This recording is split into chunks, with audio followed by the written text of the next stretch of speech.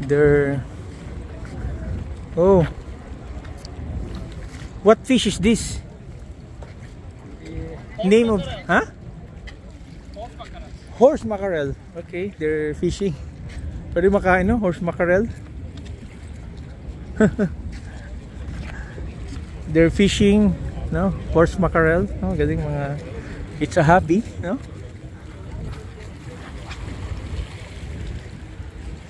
Horse mackerel daw. Para sa dinas, no? Tignan mo tong kuha nila, oh. Yan, no? Para siyang kuan, horse mackerel. You know? Horse mackerel, Hana. You know? Sinaserve yun sa restaurant yan. Huh? Kain tayo yan. That's horse mackerel. Ako yan, mga restaurant that serve that eh. Ganong fish. And they have, ang ganda. Diyan tayo, Hana, no? We'll be crossing. We'll taking a ferry there. Check tayo, oh. Bago tayo magkuhan. Bago tayo mag-drink. Then they have the Turkey na, I think this is a submarine, no? Parang nabal ang layo, no? These are hobbyists, no? So, hobbyists sila, no? O hindi, binibenta nila?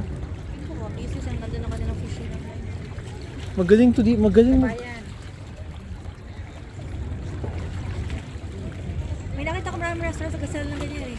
Mas maganda, mas maganda pa yung angle dito ng kuha, no? Puna mo ako ng video. Anong video picture? Ayan.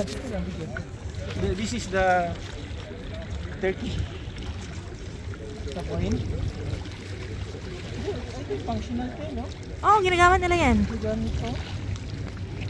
Namaan ka ng fishing line sa likod mo. Nice na, 2 minutes. So, this is our fishing spot. Okay. Ano? Ginawaan ko na siya na picture. Dalawa yung fishing lines dito. Dito pa lang.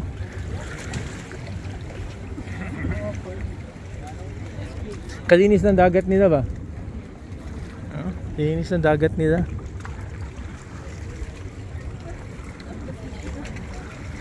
This one?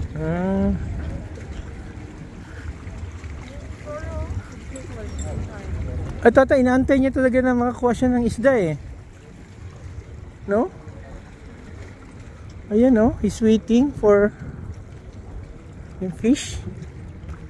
Oh. Ang ganda ng site here.